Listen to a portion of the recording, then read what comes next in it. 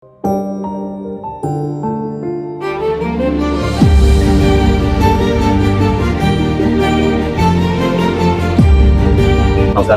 ഞങ്ങളിപ്പോൾ നിൽക്കുന്നത് മലപ്പുറം ജില്ലയിലെ മഞ്ചേരിയിലുള്ള മാനു മെമ്മോറിയൽ ഹോസ്പിറ്റലാണ്.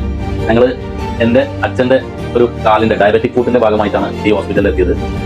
ഒന്ന് രണ്ട് വ്യക്തികൾ നമ്മോട് പറഞ്ഞിരുന്നു. എന്നിരുന്നാൽ പോലും ഞങ്ങൾ മറ്റ് ഹോസ്പിറ്റലുകളിൽ, മറ്റ് പ്രൈവറ്റ് ഹോസ്പിറ്റലുകളിലൊക്കെ തന്നെ ട്രീറ്റ്മെന്റ് തേടി ഞങ്ങൾക്ക് അത്രയൊരു നല്ലൊരു രീതിയിലുള്ള ഒരു അറ്റ്മോസ്ഫിയർ അല്ല ലഭിച്ചത്, നല്ലൊരു രീതിയിലുള്ള ട്രീറ്റ്മെന്റ് അല്ല ലഭിച്ചത്. അതിൽ വളരെ അസംതൃപ്തിയോട് കൂടിയിട്ട് നിൽക്കുമ്പോഴാണ് മാനു മെമ്മോറിയൽ ഹോസ്പിറ്റലിനെ പറ്റി അറിയുന്നതും ഞങ്ങൾ ഇവിടെ വരാൻ ഇടയാവുന്നതും. അപ്പോൾ ആദ്യം തന്നെ പറയുകയാണെങ്കിൽ ഇവിടുത്തെ റെനീസ് എന്ന് പറഞ്ഞ ഡോക്ടർ, അദ്ദേഹം ഞങ്ങൾക്ക് A to Z കാര്യങ്ങൾ, ഡയബറ്റിക് ഫുഡുമായി ബന്ധപ്പെട്ട A to Z കാര്യങ്ങൾ ഞങ്ങൾക്ക് വിശദമാക്കി തന്നു. അതുപോലെ തന്നെ ഇവിടുത്തെ സെക്യൂരിറ്റിമാർ മുതൽ ഡോക്ടേഴ്സ് അടക്കമുള്ള എല്ലാ സ്റ്റാഫുകളുടെയും അവരുടെ പെരുമാറ്റം വളരെ പ്രശംസനീയമാണ്. അത്രയും നല്ല രീതിയിലുള്ള ട്രീറ്റ്മെന്റ്. അച്ഛനെ വീൽ ചെയറിലായാലും സ്ട്രക്ചറിലായാലും ഒക്കെ കയറ്റുമ്പോഴും അവരുടെ ഒരു ബന്ധു അല്ലെങ്കിൽ അവരുടെ ഒരു സഹോദരനെ കയറ്റുന്നത് പോലെ തന്നെ അവർ നല്ല രീതിയിൽ കെയർ ചെയ്തുകൊണ്ട് ചെയ്യുന്ന ഒരു രീതിയാണ് നമുക്കിവിടെ കാണാൻ കഴിഞ്ഞത്. അതുപോലെ തന്നെ ഡോക്ടേഴ്സ്, നഴ്സുമാരില്ലെങ്കിൽ പോലും പല സന്ദർഭങ്ങളിലായി, പല ഘട്ടങ്ങളിലായി റൂമുകളിലേക്ക് ഓടി വന്ന് നമ്മളില്ലെങ്കിൽ പോലും, നമ്മളുടെ ഒരു സാന്നിധ്യം, ബൈസ്റ്റാൻഡറുടെ ഒരു സാന്നിധ്യം ഇല്ലെങ്കിൽ പോലും അച്ഛൻ്റെ അടുത്ത് വന്ന് നല്ല രീതിയിൽ സംസാരിച്ച് ആവശ്യമായുള്ള കെയറുകൾ, പ്രൊട്ടക്ഷനൊക്കെ കൊടുത്ത് വളരെ എന്താ പറയാനറിയില്ല, 14 ദിവസത്തോളം ഞങ്ങൾ ഈ ഹോസ്പിറ്റലിൽ നിന്നു. ഞങ്ങൾക്ക് ഒരു ബുദ്ധിമുട്ടുണ്ടായില്ല. എല്ലാ കാര്യത്തിനും എല്ലാവരും പൂർണ്ണമായ സപ്പോർട്ട്. ഒരു ഹോസ്പിറ്റലിൽ നിൽക്കുക എന്നുള്ള ഒരു ഫീലിംഗ് ഞങ്ങൾക്ക് ഇല്ലാത്ത രീതിയിലുള്ള ഒരു കെയർ, ഒരു പ്രൊട്ടക്ഷൻ. ഒരു മറിയമ്മ ഡോക്ടർ, അതുപോലെ ഹുസ്ന ഡോക്ടർ, റെനി സാറെ എടുത്തു പറയണം.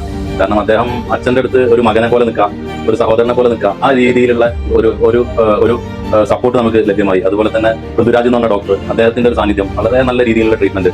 ഞങ്ങൾക്ക് ഏറ്റവും കൂടുതൽ സന്തോഷം എന്താണെന്ന് വെച്ച് കഴിഞ്ഞാൽ എല്ലാ കാര്യങ്ങളും ഞങ്ങൾക്ക് പറഞ്ഞു.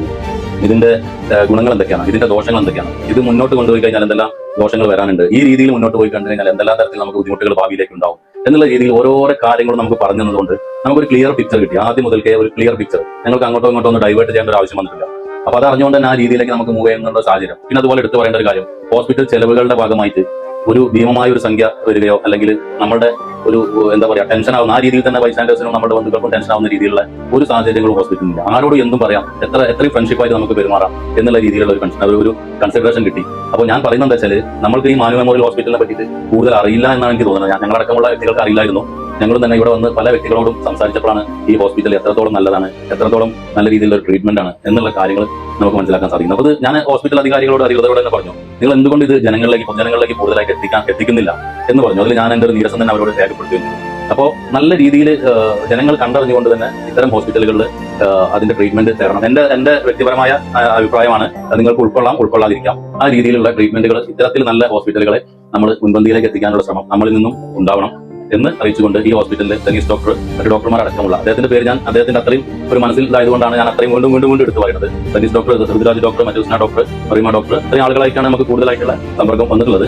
അപ്പോൾ ഇത്തരത്തിലുള്ള എല്ലാ ഡോക്ടേഴ്സിനും കൂടുതൽ ജീവിതത്തിലും അതുപോലെ ആളുകളുടെ ഹൃദയത്തിലേക്കും കൂടുതൽ ഇടം പിടിക്കാൻ സാധിക്കട്ടെ. ഈ ഹോസ്പിറ്റലിനും ഡോക്ടേഴ്സിനും എല്ലാ ആശംസകളും അറിയിച്ചിട്ടുണ്ട്.